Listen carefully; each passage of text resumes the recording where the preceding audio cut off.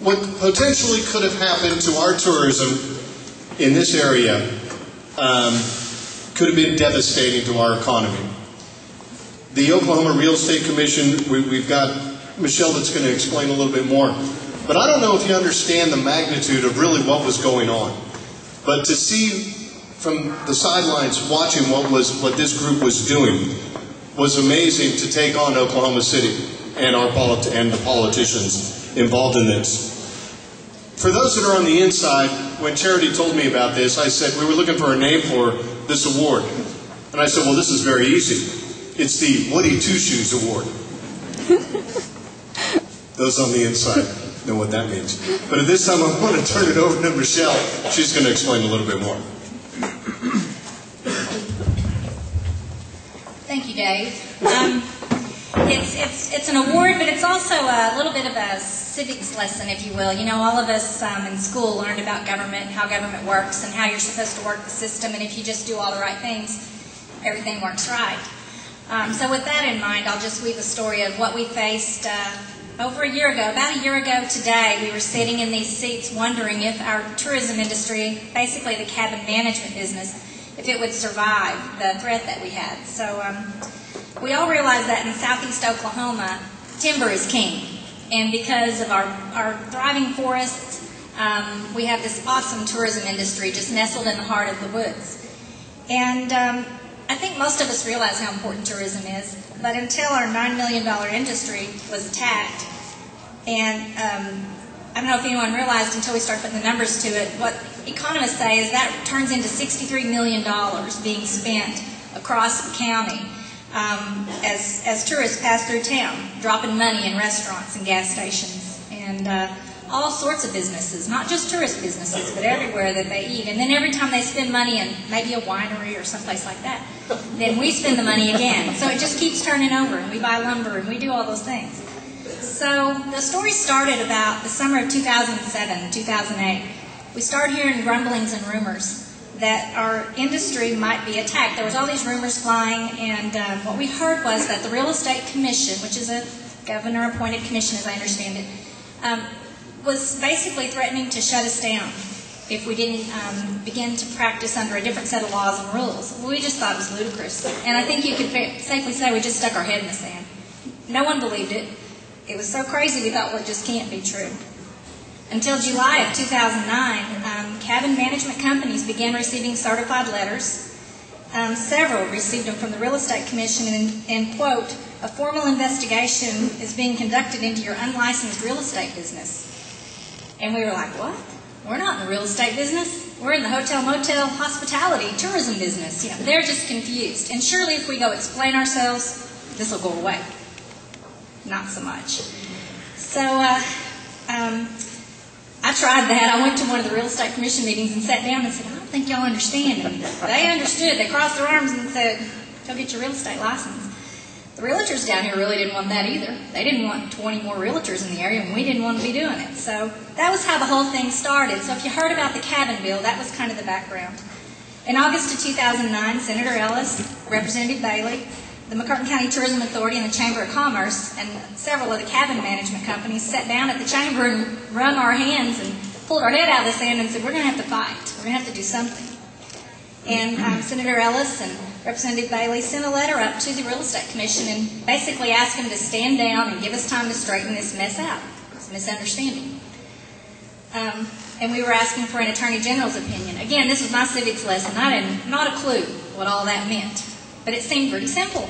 You get attorneys, they do research, you tell the Attorney General, we're not realtors, we're hospitality people, and it'll go away. In December of 2009, Attorney General Drew Edmondson ruled against us and said, no, you're wrong. And so we really got scared then. So we hired attorneys. And we started getting the bills for these attorneys. And Senator Ellis and Representative Bailey got their heads together and drafted legislation. We've got to go change the laws throughout the House and the Senate. All that junk you learned in history and government class, and how a bill gets passed through, we learned it firsthand. But then the bills started rolling in, and we said, okay, this is great, but how are we going to pay these bills? We ended up spending about $25,000 on this effort before it was all said and done. But actually, we Ray Pruitt. I don't think Ray's here tonight. He was at that first meeting. Oh, he's here. Okay. So Ray was one of the first people that called. His father, Representative R.C. Pruitt, got involved in this effort as well. And Ray said, how can we help? Where can we send money to help you with this? And we were like, oh my gosh, people outside the industry might actually help. And probably a lot of you in this room, and we won't name names, but I'll just tell the story this way. We started getting a grassroots effort with going into overdrive, raising money. And as I said, Ray led the charge. Electricians and bankers and lumber yards and builders and propane companies and heat and air contractors and private citizens and just landowners and people out there really cared a lot about the industry, and they began to send money. And they wrote letters, and they called legislators.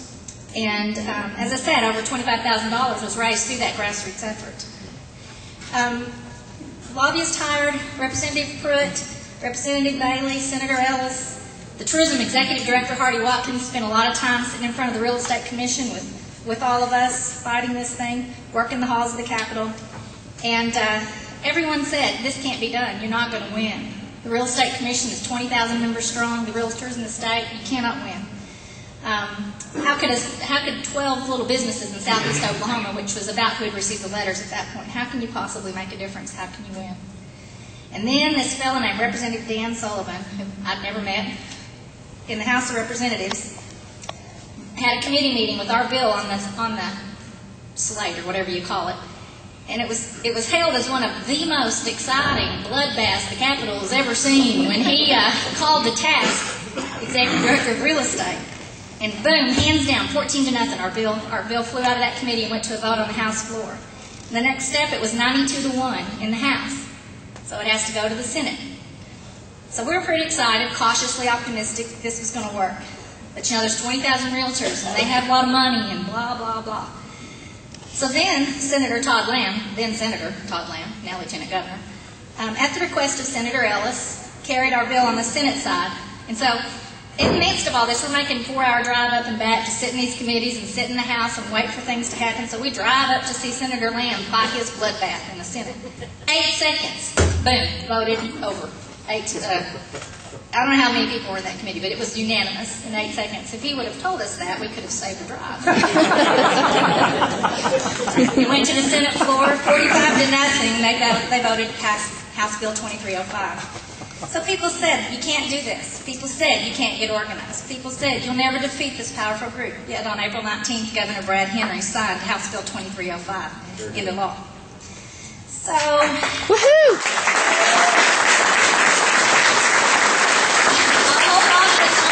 What was that movie where that woman cheered in the industry? Remember? Norma. Yeah, I'd be like, yay. Every time we won something, I'd be like, yay. And then we'd lose something. So we were trying to figure out how to recognize. There were a lot of names, like Dan Sullivan, who we'd never met before that fight.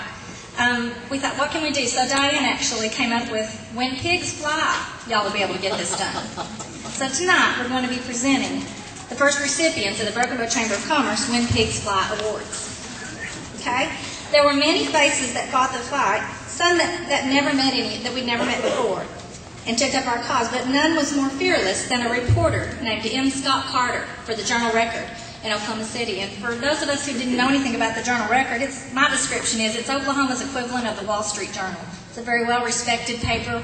It lays all over the state capitol, and when Scott Carter started writing stories about us, they were front-page news in the Journal Record, and he never let up. He started day one and never let up.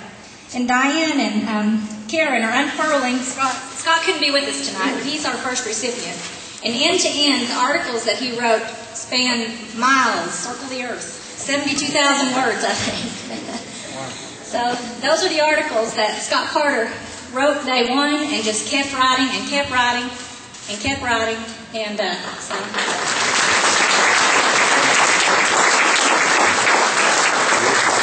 Very cool. Some of my favorite headlines. His first story was Broken Law and Broken Bow. One of his other stories was Government Employees Behaving Badly. I like that. And I want to ask Dave, in his booming radio voice, to come and read the excerpt out of my very favorite article that Scott ever wrote, and it was called Common Sense Takes a Holiday. So this will be the voice of Scott Carter. He wrote this one in first person, and it was just an editorial piece that I was just like, yay, Norma Ray, when he wrote it.